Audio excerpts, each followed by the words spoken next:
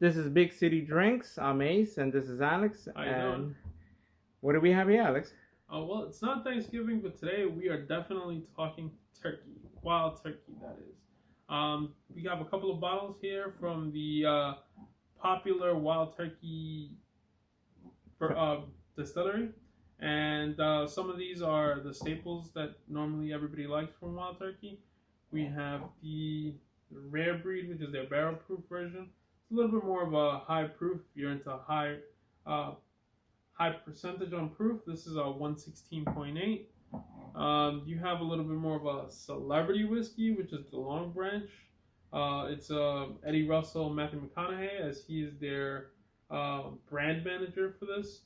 Uh, the one thing about it, it's a little bit of more of a. It's not really a gimmick, but it's because it's Matthew McConaughey and he has his whole thing with it. This has a little bit of Texas in it, which is what they use is mesquite wood for it to kind of give it a little bit of a different taste. We have the number one staple for almost everybody who likes wild turkey, which is the Turkey 101. It's a little bit it's like in the name, it's a 101, so it's a little bit more of a little bit stronger, but a lot of people tend to be like this is their go-to over the a smaller 80% of their regular wild turkey. And we have a Russell's Reserve. This is more of a pick by the master distillery. This one's a little bit more fun because it's a little thing that they did with Jimmy and Eddie Russell. Jimmy used to be the older master distiller, and his son took over as the new master distiller, and they worked together for a long time. So they decided to do something together, which is the Jimmy and Eddie Russell's Reserve. And this one comes in at a good 90 proof. So it's a nice, small, fun bourbon half.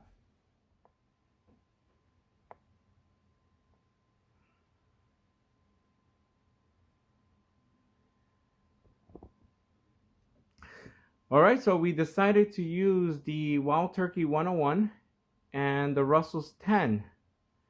Alex, if you could pour me some on the Russell's 10. Sure, we'll start off with the already opened one. If you don't mind.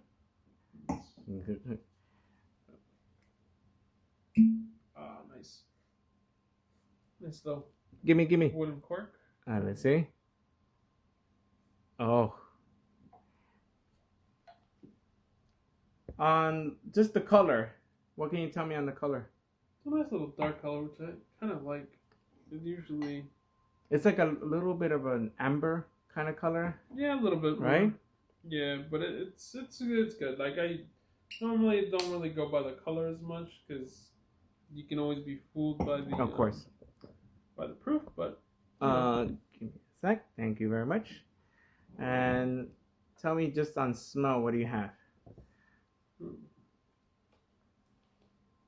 I'm getting definitely vanilla. Okay. Try to give it a couple of spins here. See if I can get something more.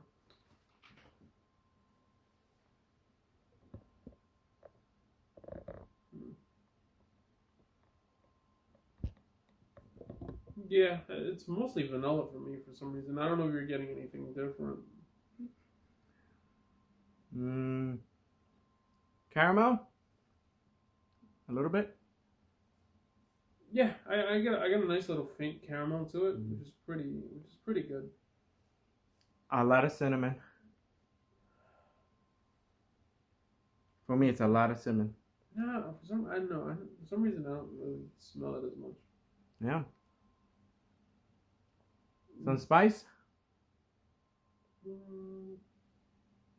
Not as much. I think maybe no. It can't be leather. No, maybe leather. Not that you mentioned it, yeah. Like I'm not really like I don't smell leather all the time, so I'm really not accustomed to it as much. But it's a little faint. I really do like the smell of leather, by the way. Now that you mention it, I do. Might be something else, but a little maple. Yeah, actually, yeah, just a little bit. It'd be like a nice little, somewhat maple. At least I feel like it's maple, but it's pretty good. Let's give it a taste. Let me just run it a little bit more just to By the way, I did forget to mention that this is also a 10-year. Oh yeah. 10-year bottle, so it's a, for the price of it, I'm really good at 10 years. This is almost this would be almost like the equivalent to the Eagle Rare from Buffalo Trace line, in the fact that it's like their 10-year. Although Buffalo Trace has one 10-year, but you can probably find this almost anywhere that you're not finding Buffalo Trace. And the price is pretty good. It's not like really over expensive. I forgot how much we got it for. It wasn't that much. I know that No, much. wasn't. It was definitely under 50.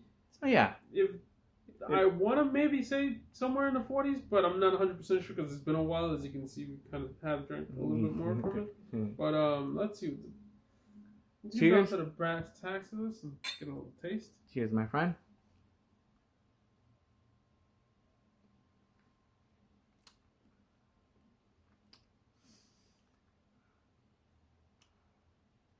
I'm getting the maple and spice.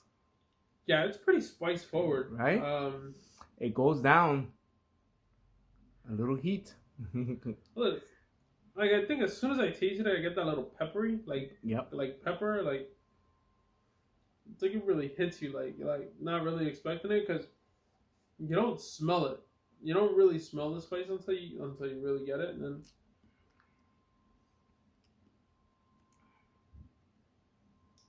a lot of spice, my friend, and I'm definitely still getting that apple maple, but it's very slight now. it's leathery, I guess. Yeah. I don't know. It's really spice forward. Is the tobacco still there? Yeah, a little bit. I think I taste a little bit more like a tobacco, Yeah. even though like I don't smoke like I that. think none of us are smokers. Like, I don't smoke, so I'm like I can't really tell you, but How I'm can like we? that smell and like when you just sometimes you just pick it up. But I mentioned tobacco to you earlier before. I think it wasn't mentioned, but yeah, definitely the tobacco and the rye. I think that's probably what the kick to it is. Like it's like a rye kick, and then it just kind of like the pepper and the leather and all this other stuff. Like the first impression is like it's almost like you just got karate chopped or something. You're like bam, you're like what the hell's that? And you're like oh, it's a nice little hit of rye, but it's good. It's good, right? It definitely. Oh wow. A little bit now. I'm getting like that coat of caramel. Really? Yeah. Now I feel like a little caramel coat on it. Like I'm getting lingering butterscotch. Like after you like at the end of when you're finished eating the butterscotch, for some reason I feel like it's a little bit of like a butterscotch feeling in the back, but.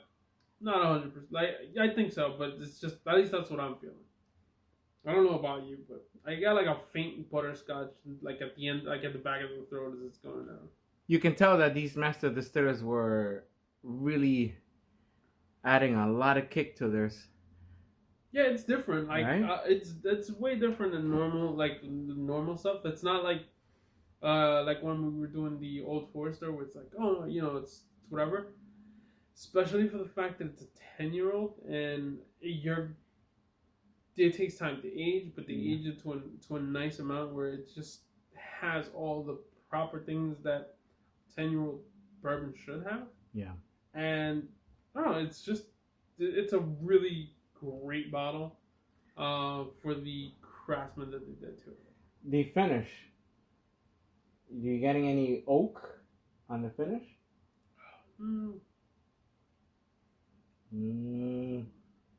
Leather. I'm getting a little bit more than I thought. Okay. Oak, not as much. It's a little faint. Like. Okay. That probably could have been that taste that I didn't really understood for a while. I was like, what is that?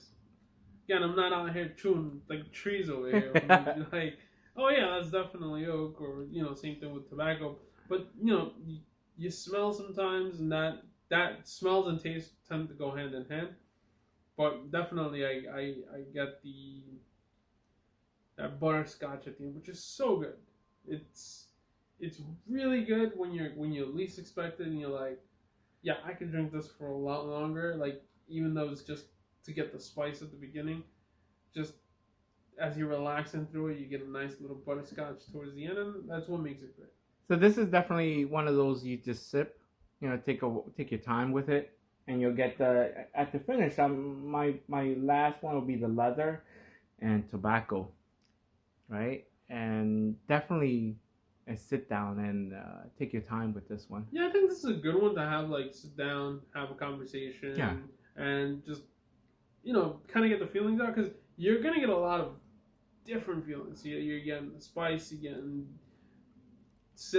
the pepper, you're getting leather, the butterscotch. You get like a whole bunch of little different things to it, so you can enjoy it, especially if you're trying to like have a like trying to get a lot of different tastes on your palate. This is definitely something I would definitely pick. Okay.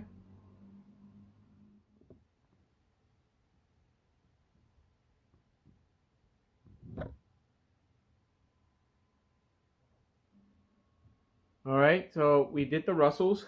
Let's go with the 101, Alex. All right, time to nice break the cork on this one. Oh, this is cool. That'd be a good one.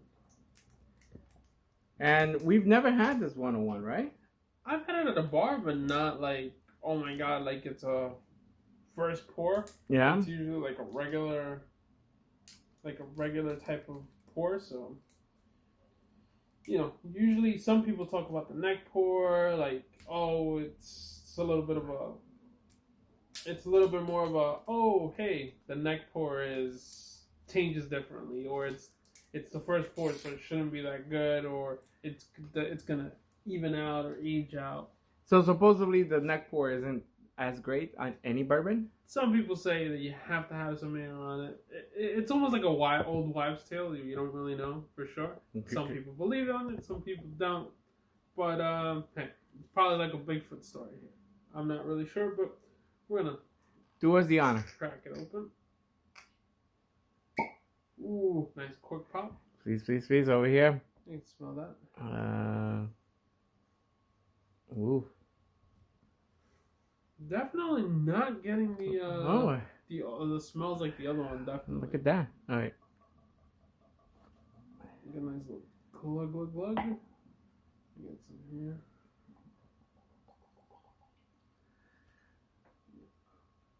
Want to mention something while we're here before we start doing the smell. Sure. What do you think about this cork thing? You've noticed that there's cork on everything, on wine, on bourbon, on whiskey sometimes. Do you think it makes a big difference on some of the bottles of any brand, of any kind? I'm not really sure. Like, mostly everybody that I know uses cork. The ones that I know that are using more of a plastic type of cork are like the craft distillers. But I think for bourbon, I don't really think it's an issue. Like for wine, I think it's more of an issue because eventually you get some breathing. The cork eventually breathes a little bit. But when you have like a stopper here, whether it's plastic, whether it's wood, or it's whatever, it's not really going to get any air in once you cork it. So you can pretty much use any cork. At least that's what I think. I tend to like cork just because it's like a thing you kind of normally just are used to it. But sometimes you do get disasters where the cork breaks and you just with a little top and then a whole cork and then what? Can't push it in because you don't want cork in your drink. It's good, you got the wine. There's a whole bunch of issues. Whatever you do, make sure your cork doesn't break. If you start to see cracks on it for whatever reason, always after you finish your whiskey, keep one or two of these. You mentioned. Well, how's your what is it? The rare breed? Freaking rare breed at home has like a little cut, and I'm like, I carefully open, but I'm like, one of these days, you're gonna be drinking cork. Yeah, no, I think the next time I'm trying to finish up this little bottle of rye that I have. That I don't even really like. It's just I got something on an impulse buy, And I'm like, as soon as I'm finishing, like I'm debating on finishing it, but I think I might just finish it just in case I can replace my cork. All right, back to the 101. How's the smell on this? I should have been spinning it some more, but I guess I didn't. Ooh, So get that nice little wow! spin I'm on getting vanilla. Wow, it smells amazing on the vanilla, Alex. Well, this one, Sweet. this one's very sweet, very vanilla forward. Oh, For sure. Mm. little caramel. I'm getting a lot of sweet. Yeah, for some reason the vanilla is like It's super very overpowering. good, and it smells amazing. A little butterscotch. Yeah, I get a nice little hint of butterscotch, but it's just all vanilla tone on this one. But it smells great, right? That vanilla. Yeah, it's like wow. it's weird. It's a little like candy. yeah, like I guess I've never really been on a field of vanilla, but maybe that's probably what it smells like. And I'll tell you, it smells good. It smells great. It smells really good. Cheers, my friend.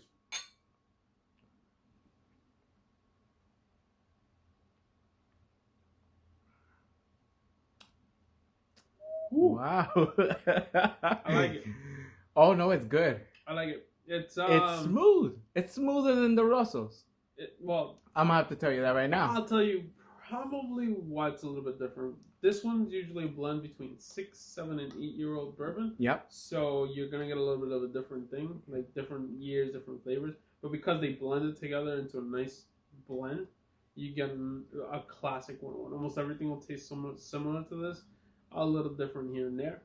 But remember that Russell's a 10. yeah, the Russell's is a 10, and that's probably why it is. The one thing I can really, like, I really enjoy about this, that as soon as you taste it, you get that nice little rye hint. A little bit, yeah. Like, it's a really, really good rye hint. Like, more than I think I got from the last one.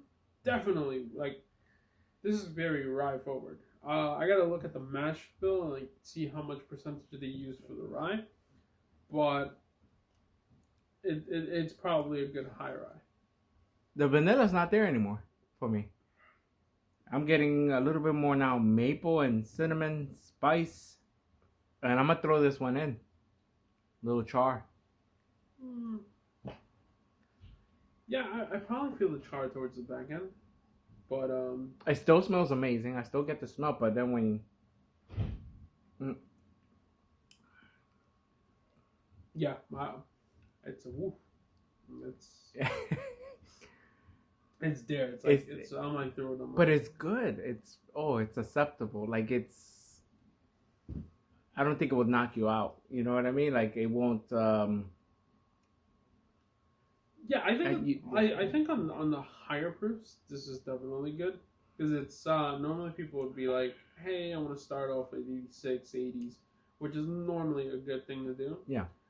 When you feel like, oh, an 86 isn't really doing it or something like that, like switch over to a Wild Turkey 101 because I don't know, for some reason, at least here in the area where we live, it's a little bit harder to find the Old Forester 100.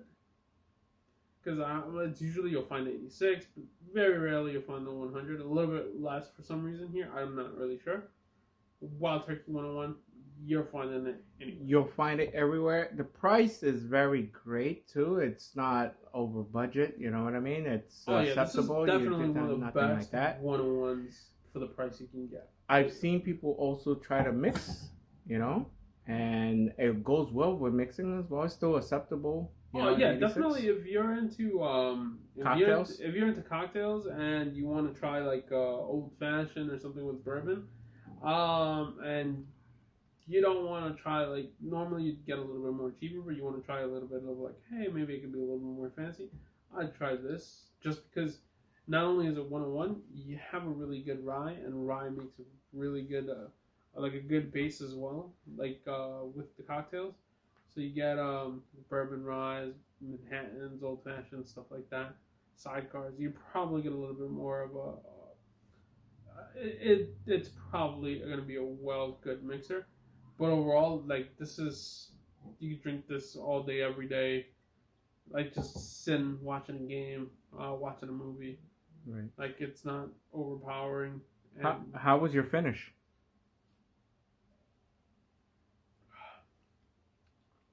I'm getting spice on my finish, pepper and oak. What do you have? yeah, I get a little bit. I actually get a nice oak to it. Definitely the spice. Like it lingers, but it doesn't linger like you would be like, oh my god, you'll have something in your throat and you're like coughing it up all the time. But you do get a nice little oaky flavor in the back of your throat. But at the end, you still get a nice little coat. It's almost like a little hug you get from bourbon. That's the best part about drinking bourbon. You get a nice little warm feeling in your body. And you're like, yeah, that's what we're here for. Gotcha.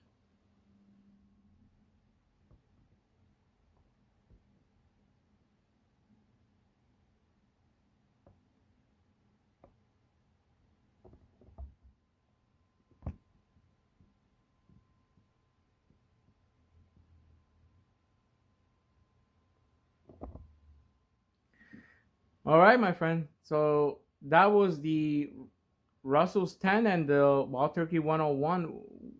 In comparison, what do you think? In comparison, I think if you're a little bit more of a bourbon guy and you want a different something like nice and different, I'd definitely go with the Russell's 10. Now, if you're brand new into whiskey, or you're trying to get into the higher proofs, or if you're a whiskey or bourbon head, this is a staple. You have to have this at home. It can make anything. You can drink it straight. You can drink it with ice. You can do anything, and I don't think you can go wrong with this bottle whatsoever. It's a staple for anyone to have. I'm gonna have to agree. The Wild Turkey 101, I've never had it before. We just opened it, and just a quick conversation that we were having. This Wild Turkey 101 has to be in everybody's house. It goes with everything. You can make a cocktail with this. You can have it straight. You can add a little bit of ice if you want to calm it down a little bit. Other than that, it's just overall like well balanced. I think that's what it is. This is definitely like, if you're a little bit of a person who's into proof, your 101 is like, you're into high proofs, whatever. 101 is the basic. It'll be like your baseline if you're into high proof. If you're starting to get into whiskey and whiskey bourbons, and you're like, I'm tired of Forester 86, or I'm tired of something that's just 80, 90 proof, going to 101, can't go wrong. All right. So I want to thank everybody on our Instagram. Oh, Big City Drinks 1. And Twitter. Big City Drinks. And definitely YouTube. Big City Drinks. Don't forget to subscribe. Don't forget to like. And I want to thank everybody who's been supporting us since we've been launching the videos. Thank you very much, everybody. And this is the Russell's 10 and the Wild Turkey 101. I'm Ace, and this is Alex. Thank you. Bye.